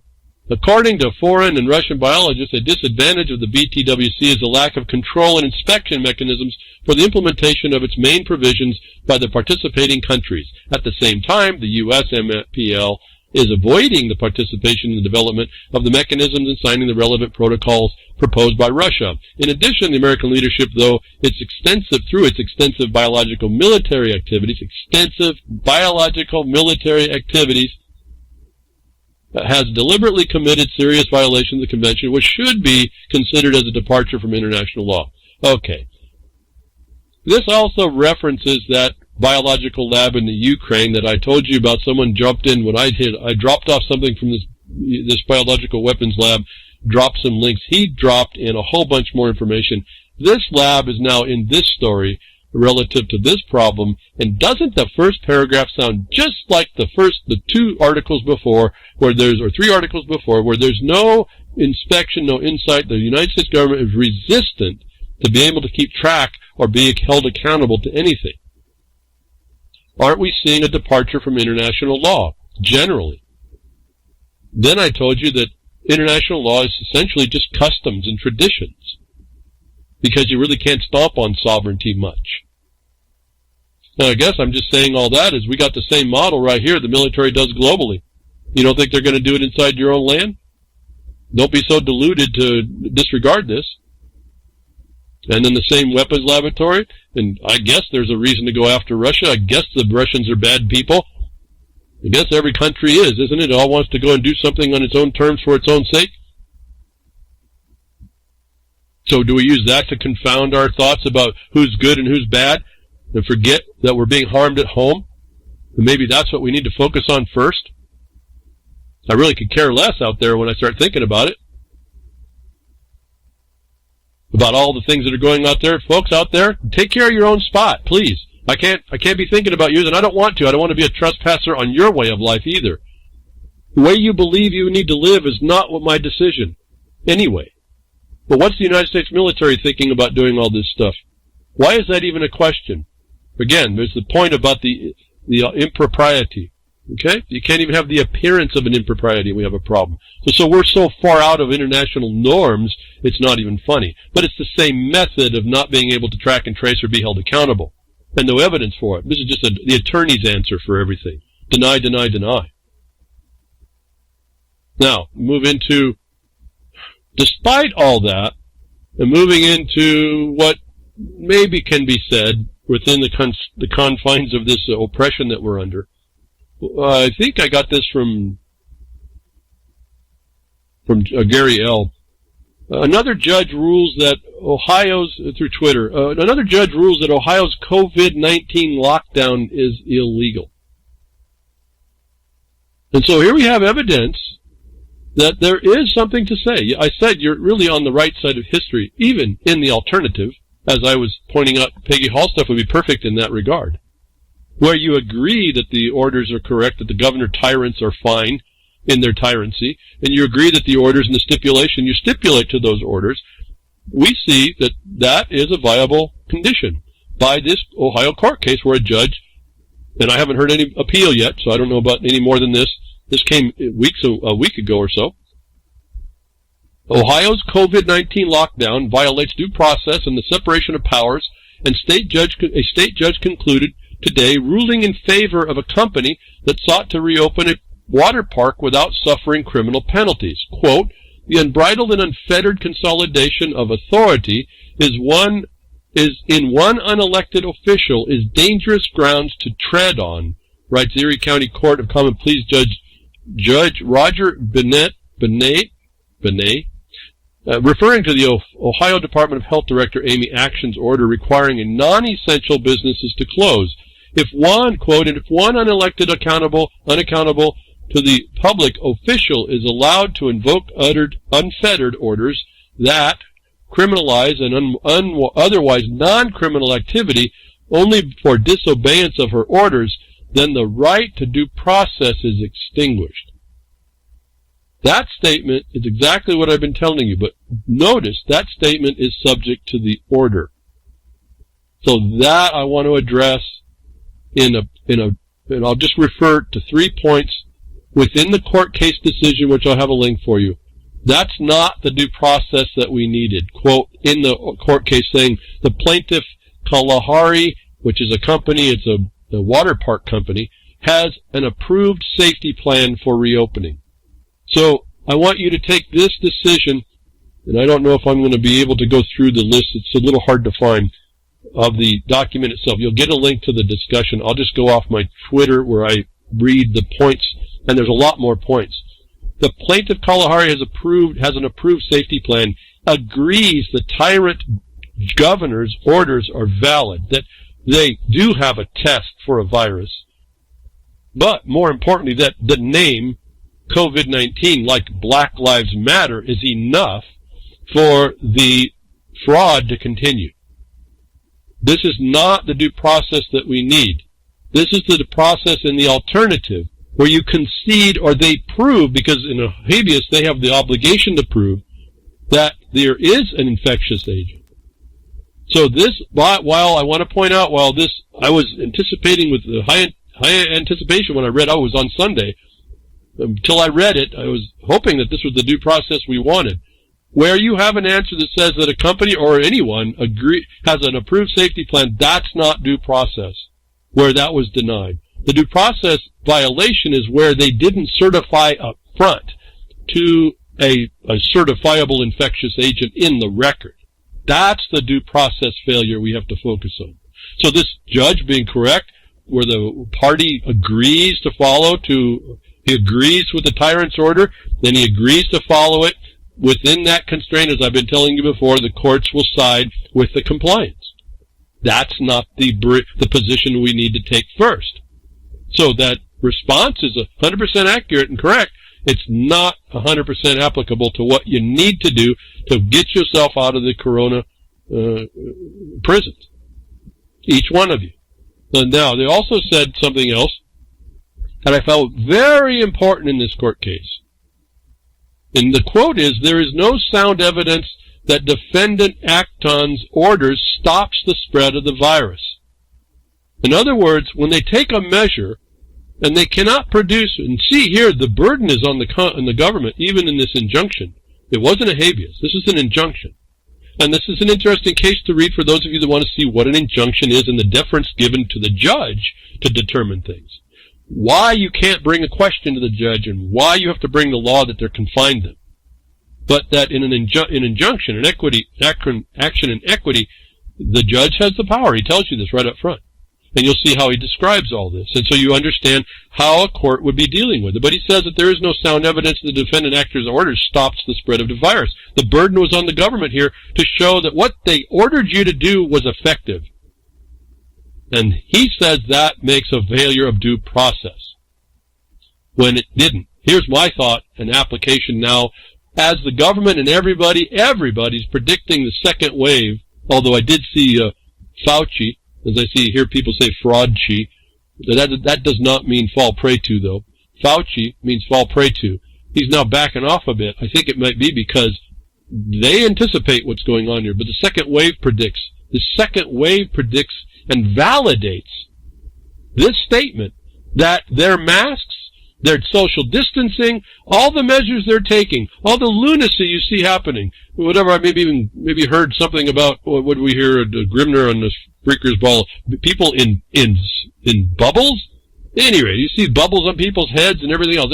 All of that, where they're predicting a second wave, invalidates everything they've done up until now as valid to address the emergency. This statement here is probably one of the biggest to identify really quickly.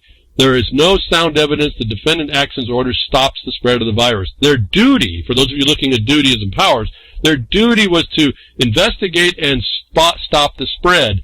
Where they're predicting there's not going to be a cessation of the spread, everything they're doing now is invalid. And it can be all enjoined for that reason, if you agree the tyrant's governor's orders are valid. Otherwise, this argument that I'm talking about now is in the alternative to the facial challenge that they had no test.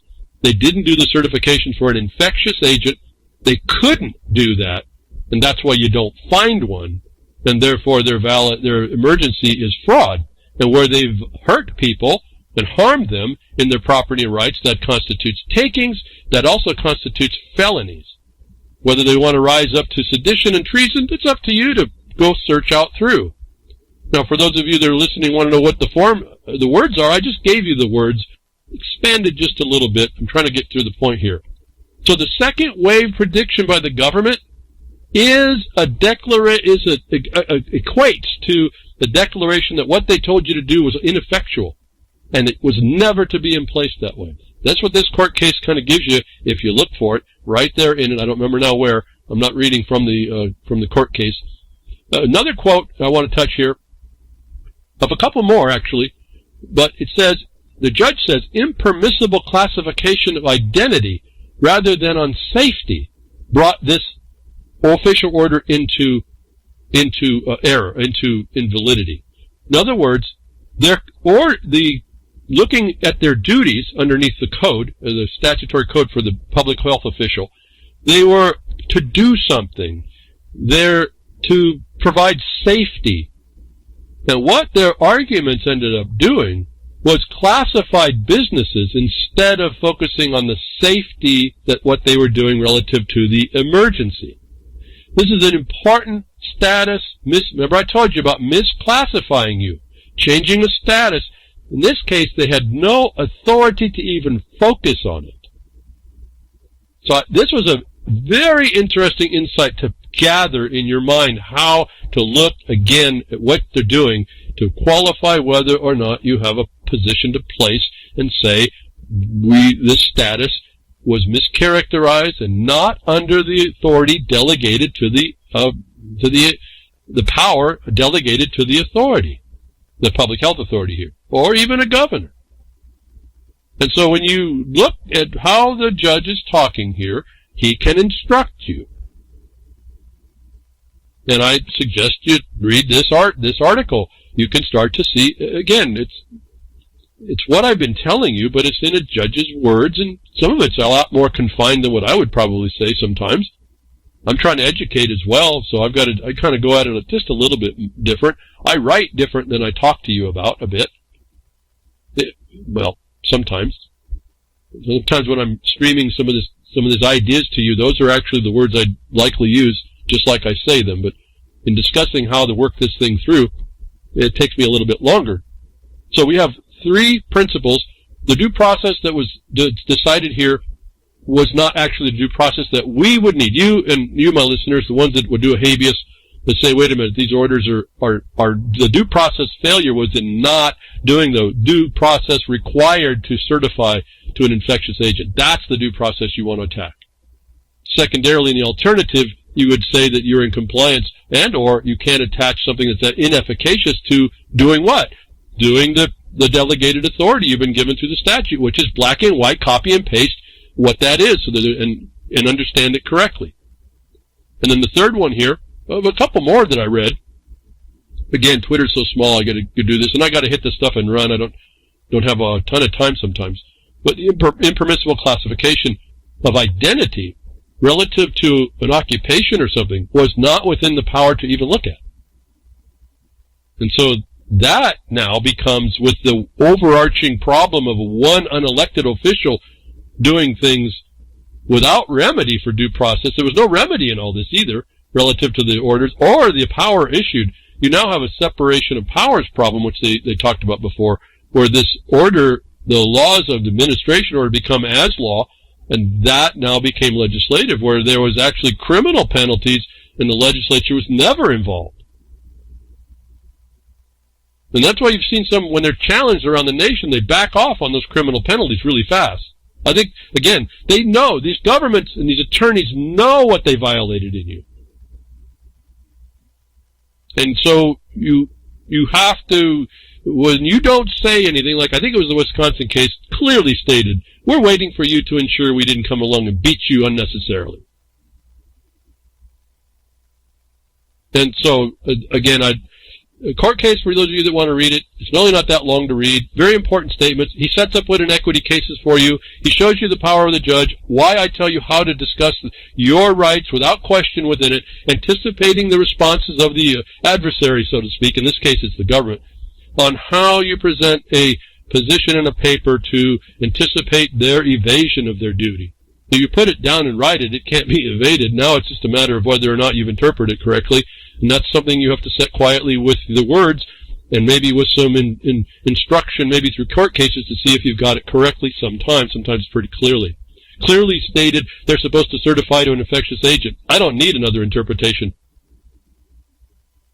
Okay, so you can write that down and go to the bank, if you will, with that one. And so I want you to see, you have evidence on what I've been saying is here coming up. He points out this misclassification thing. That's what I was talking to you about status. They did it here. You see that it's something, folks. So I'm just not talking just the breeze here. There's the conditional things that need to be met by us, we the people. And when you do that, you finally get it, what I'm saying, and settle down and write those things down and start making your record and do it more. Re-educate yourself to be responsible to yourself. We get that muscle, if you will, becomes able to do the work faster as well. As a mass of people, we start to make the record that needs to be making, that they've been burying for decades, which is another problem that the numbers, calling on the numbers. So, I was given an email and a link in the chat of a video. I think Cowboy Tech was the source of this. It's in Idaho. They're actually maybe moving forward on this, so those of you that can get to Idaho may want to go do and support this, although the support I would offer that you ought to do is what I've been saying needs to be handed to someone who's going to support this condition in Idaho, where the legislature is going to make by the constitutional, as I understand it, and this is through Ammon Bundy, who I have my own problems with, and long-term, and Vinny knows about these, but it is a notice from him about what's going on in Idaho, that the legislators up there are saying they need some support. My opinion is they don't. If any one of you were to put together a quick package, run it up to a bunch of the legislators that are walking in to make a fight over this thing that they want to take away the governor's order by the constitutional power in the Idaho Constitution for the legislature to get a handle of what was supposed to be a short-term emergency that's now reached its this date, the life ending, whatever the date, the constitutional statute of limitations, the constitutional limitations. Excuse me. The Idaho legislature is restoring our Republican form of government on June 23rd. He speaks through this. He has definitions. I think you should listen to a lot of it. What I would ask you to do, though, if you're interested to go there, when you go there with the information on how they have no basis for the governor to make it for 90 days before. And that the legislature should be looking, a legislator in representing the people in the representative republic would be looking at the fraud of COVID-19 as an unestablished, non-certified infectious lack of infectious agent. And so there is no discussion and debate on the 23rd. You only have 2 days here to get there. Day and a half, excuse me. And so I want to pass this on. I'm not a great fan of what I hear necessarily on the limitations. He is someone that didn't listen to what I said, and there's a bit of I don't know what it is in me. A man didn't have to die, I guess, is the thing I hear about this. And I'm now seeing Vinny is saying they just won't listen. Yeah, folks just don't listen. And so that's, I guess, more of my people just aren't listening. And they're great people, and they got great principles, but we're doing it 100%, could be 100% wrong, and then applying it to irrelevant things. You don't have to support a legislator going into to get rid of the governor's, to go into a debate where the governor has created a fraud without record, by the absence of a record of something that can't be tested for. It's a different application of the same thing I'm talking to you, but through a representative in the government.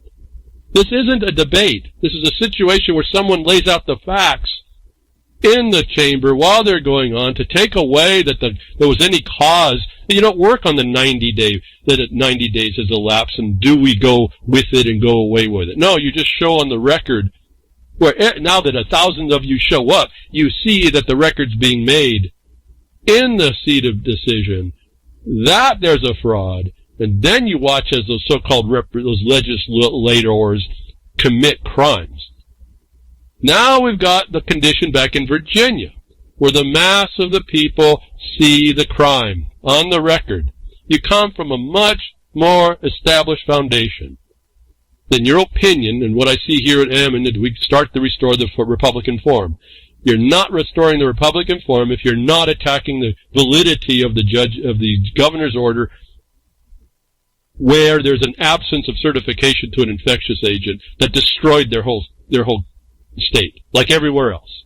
And that's my criticism, I guess, of that, with an encouragement. Go there and do what I'm asking, or something better, if you have something better, to inform all the legislature that there is no 90-day, actually. In the alternative, there is, that you have to act.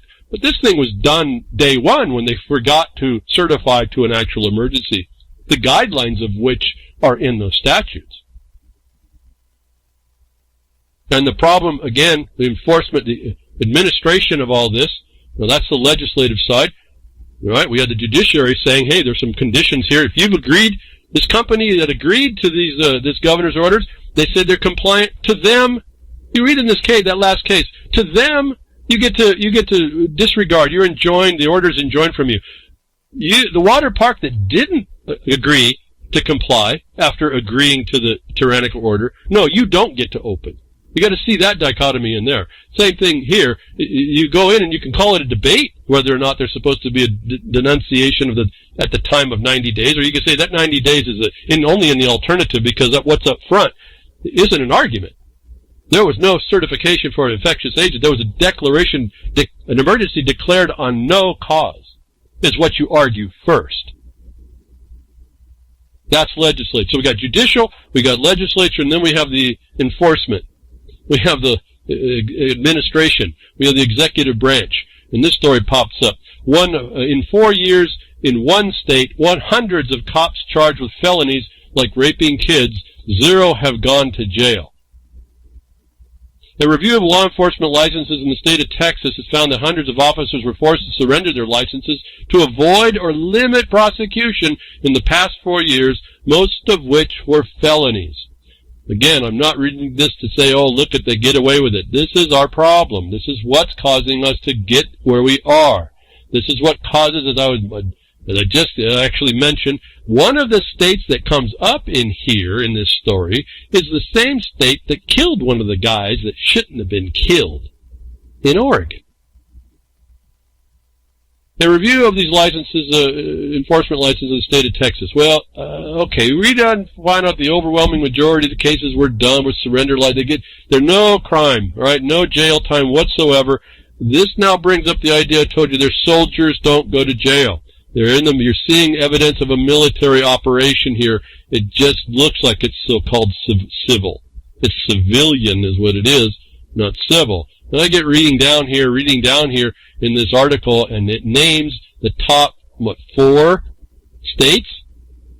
The study conducted by the International Association of Directors of Law Enforcement Standards and Training, if you didn't think that sustainability was a thing, if you didn't think that international view wasn't important, and that gets down to your codes as well, your international codes, International Association of Directors, what do they involve with interpreting the laws local to you in the United States of America, where you're supposed to be a sovereign people represented in your needs, and then everything done by due process and compensation to property theft? What are these people looking in from the international? But even so, the International Directors and Law Enforcement Standards and Trainings found that Texas was surpassed by Oregon, Florida, and Georgia.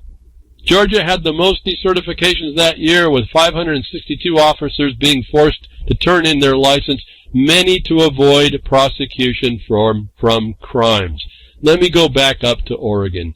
I didn't understand how that they missed this. Oregon only has about 4 million people in it. Georgia, I think, has about 11 million. Do you realize the per capita crime, the unpunished crime that's going on in the pioneering police state, not peace state, police state of Oregon? So it's not quite so simple here. It's going to take a whole lot more focus on how we're going to turn the tide than what, I guess, Ammon Bunny walked in, and what I was trying to tell them before Finicum got taken down, what he was up against. And you saw how many people got prosecuted actually for that. This happens all the time. Remember, and I forgot about this for myself. I don't put myself in this too much. I came from a place where I was going to be shot by 5 cops because they fabricated a traffic stop. You want to talk about, I forgot all about this. Someone had to remind me. Talk about what, George Floyd, talk about Grant, all these people that have been shot, all these black people. That's another video I saw, 2 black kids talking about, it's not just blacks. I am here today because of what happened to me in the early 90s relative to looking at being from to having to be. I don't know how I'm here today because I was looking at the the revolvers of cops. I guess it wasn't revolvers, the semi-autos of cops who fabricated a traffic stop. How I'm here today, I can't tell you. Do you know? I told you this before. 6 months later, and you know I can't find this story anywhere on the internet now. A guy named Lee Cole came out of California, had a meds problem, pulls off the highway to go to the Oregon State Police, pulls into their Central Point facility, and by sundown that night, he's shot 23 times in the back. While he's trying to get away from his pickup, he finally decides he's going to get out of there. Oregon State Police, the same people that murdered Finicum, shot this guy back in 1994 or so. So about this Black Lives Matter nonsense, I forgot. This is where I come from. Not black. It's that these police are killers. And I said then, where did America go? Talk about how blind I've been, up at least until then. So when people talk about it, it's water under the bridge for me. I don't even recognize it. Again, I had to be reminded, you come from that. I just survived, I told you folks. I've told you this before. Lee Cole never did. He's done. He was done a long time ago. That's when the change happened. That's when they started killing people. It didn't matter that you had a color. We were all, I don't even know. I mean, do I have a color? I'm sienna. I think we were both sienna folks. See, it doesn't matter. He was executed. 1994 or so. I can't remember now. Something it's not forgotten. It's just that I don't put it up on my shoulder and wear it on my sleeve anymore. It's the problem that we're up against, all of us. Anyway, I guess I'm starting to get irritated just because of that. Folks don't really understand when this started, what they were supposed to do, how it's on them. I told you how I could predict how this was coming down. It's already been in us. And we see now the story today that the Pioneer Police State, where Finicum got killed, where Lee Cole got killed, and any number of people got killed, were not black either. And we're doing nothing that I can tell that was wrong. In fact, in my case, that I survived, that's where I learned how to do court paper filings. I gave that cop a run for a year, made his life miserable. It took a lot of time for me to do that. They did not want to mess with me after that. But that's what started me, is that I could have been Floyd. I just escaped. Only I wouldn't have had a boot on my neck. I'd have had a bunch of rounds in my chest. So, to this day, I do not know how I escaped, because I thought it was done. At any rate, what it was, I'll tell you, and I don't want you all to do this, I did have a little bit in me. It was what I was saying to the cop to counter his stupidity, and I caught him in a quick response. I caught him explaining to him how impossible what he was doing. Like I tell you, they tell you to stand up, sit down, put your hands up, put your hands down. I shut him all down on that, and I caught his attention, and that destabilized that whole dynamic. And I had just a moment to then ask another question. Tell me one thing to do at a time. And somehow that diffused it, and I was able to get back to my car and do what we should have done normally without all the nonsense. But while I'm doing gymnastics trying to keep up, I've got cops showing up all over the place pointing guns at me. It was not looking good. And yelling, and you know how it all works, those of you that have been involved. So I come from this so-called Black Lives Matter.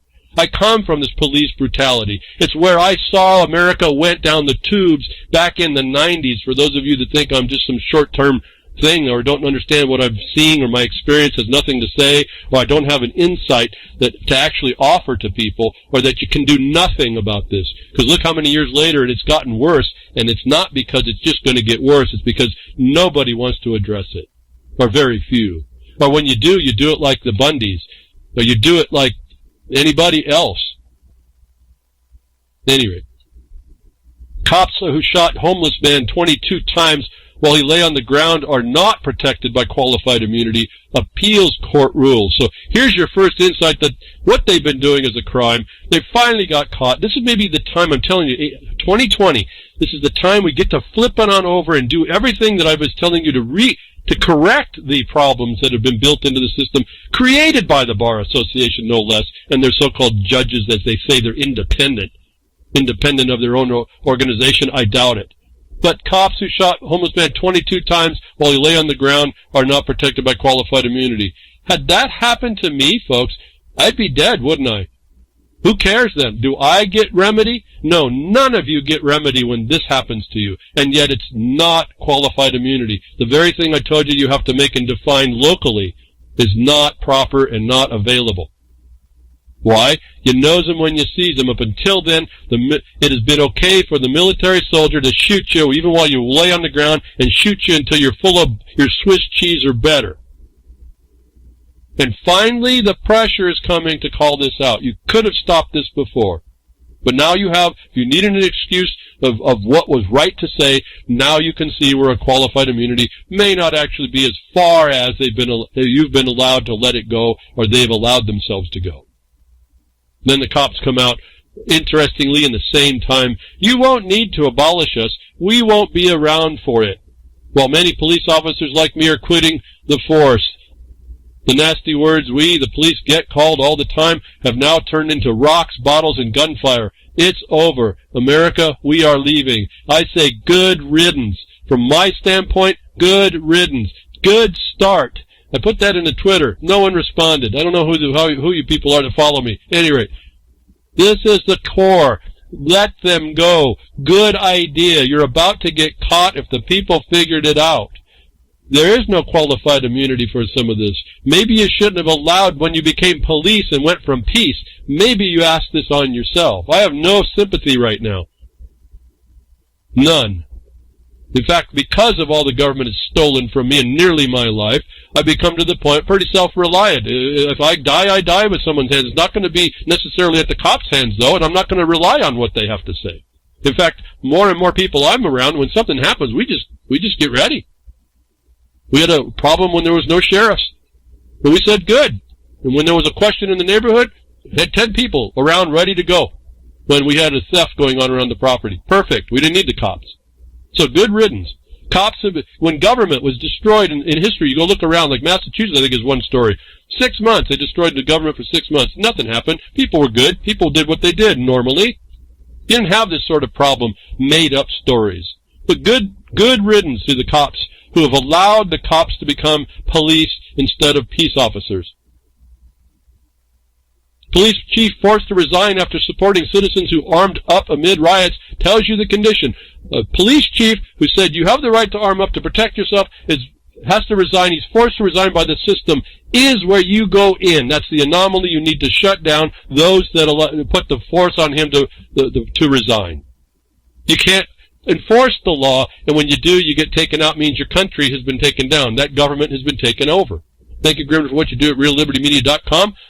What you do to keep us going. And again, my dog Rex, thank you for the donation, and anybody else that donates, and normalization of ignorance, and the listeners, and Sound Minds, and Jules at UCY.tv. Thank you very much for all the syndication that's going on and getting the word out. I just hope lots of people would just start stepping up on the principles I'm offering, and that you can see the provisions in the law allow that can't be denied to you.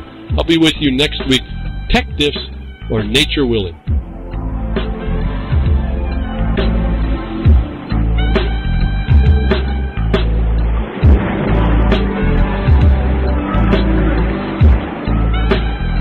Well, that's another lesson. I hope with today's information you can take it to those that misbehave. From behind the woodshed, leaving his mark on the beast, this is Hal Anthony. Till next time, journey with purpose.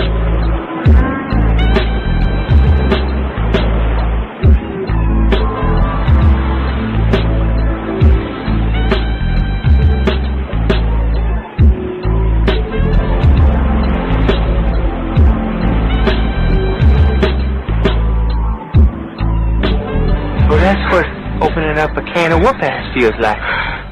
Son, you just opened a whole case of whoop-ass. question everything.